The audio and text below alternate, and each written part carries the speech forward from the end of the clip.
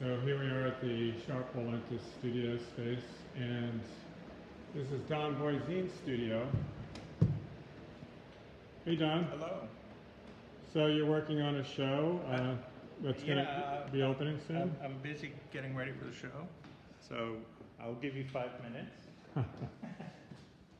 I know what it's like. So these are some beautiful, large new paintings. Congratulations on the show. What are the dates, Don? The show is at Mackenzie Fine Arts on 55 Orchard Street. It's going to start on May 14th and run through June 27th, up until 4th of July weekend, I guess. Wow, that's a nice long run. Yeah. Yeah. I don't believe there'll be a formal opening, but there'll be some times that I'll be at the gallery. I can meet people there and talk to them. Okay. If they have any questions. And yeah, this is your second year at the studio because it was extended? Yeah.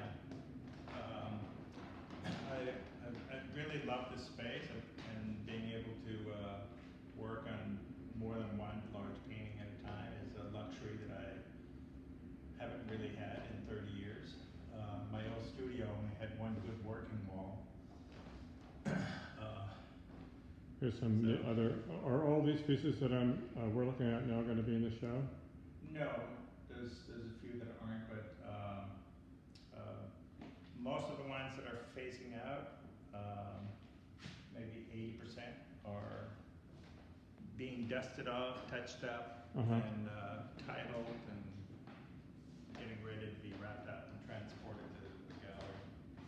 And it's always fascinating for me to see, the different increments of permutation of your forms.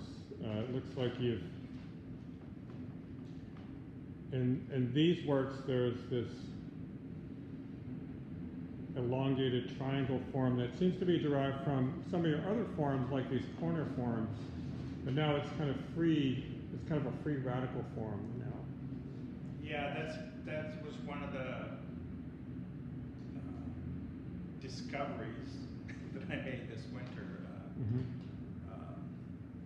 Yeah, I just started moving the forms that I'd used before and placed them in different places, and it was a surprise at how differently they function. And what about this fascinating wall back here? These are all small paintings on panel. Yes, but I consider it one piece made up of 24 parts. It's something that I started like way back in 2008 or 2009, but I didn't have the room in my old studio to be able to leave it up and give it all the time it needed to be resolved. So one of the things that I was happy about getting this studio residency was that I would be able to finally finish this thing. It had laid around in my old space for a long time, but the pieces got all scratched up and banged up. So I sanded them down and then started repainting each one of them. The color on them is a lot punchier than it would have been 8 or 9 years ago. I think I have a brighter palette than I did then.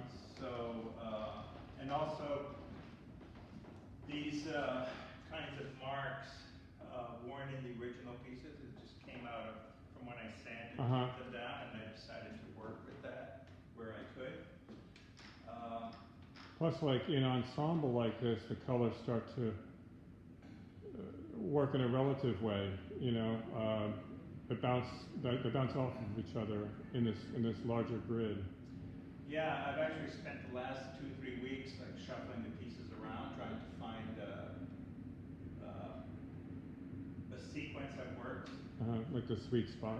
And I think I'm pretty set on this one now for this configuration. Depending on where this would wind up or shown. If it was like a narrow wall, I could see doing stacks of 4 pieces across. Another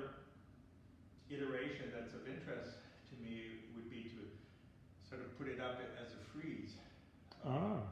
Like, all in a row.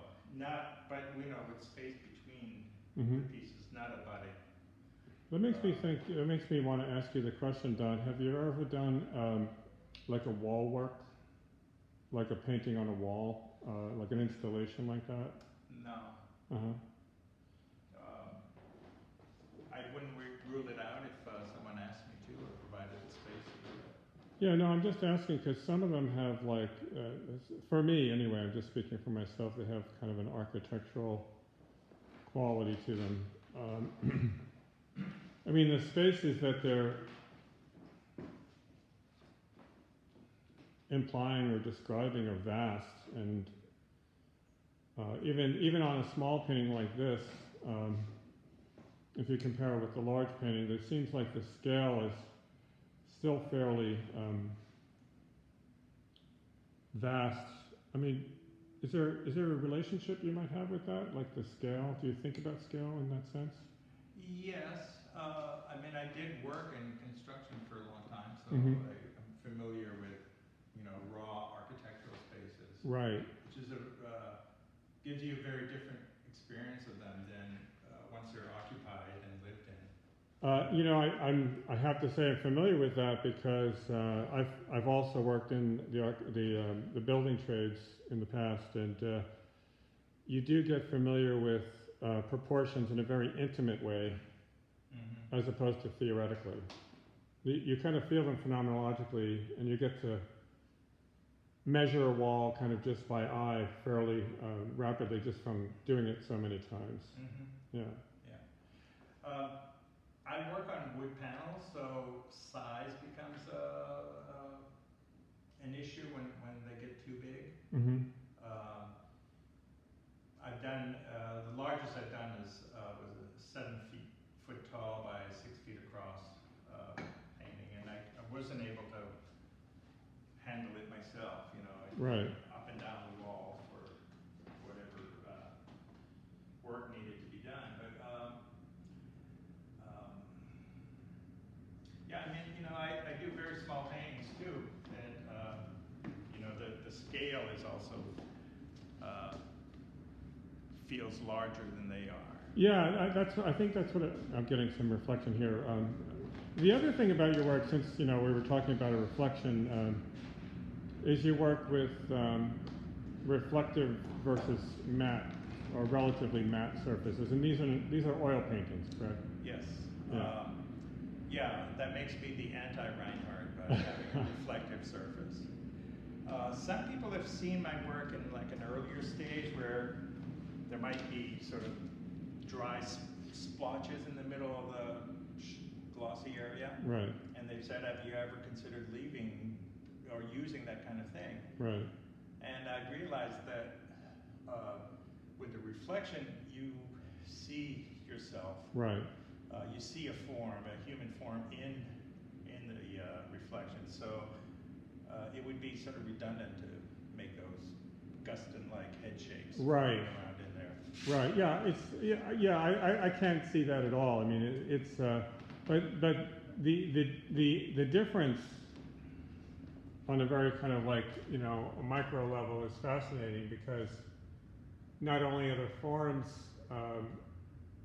arranged in a very austere way, but then when you come up to this reflective surface, it does something else. It's like another dimension. It takes you in another haptic dimension. Yeah, for a geometric painter, there's a lot of movement and depth in my work that's not what's normally seen in flat geometric shapes on inside a rectangle. Okay, well, thank you for the visit, Don, and good luck with installing the show. Thank you. And I look forward to seeing it in the gallery. I'm looking forward to be done with all the fussy work getting ready for the show. I'm sure. Take care. Bye-bye. Thanks for visiting, Tom. Sure.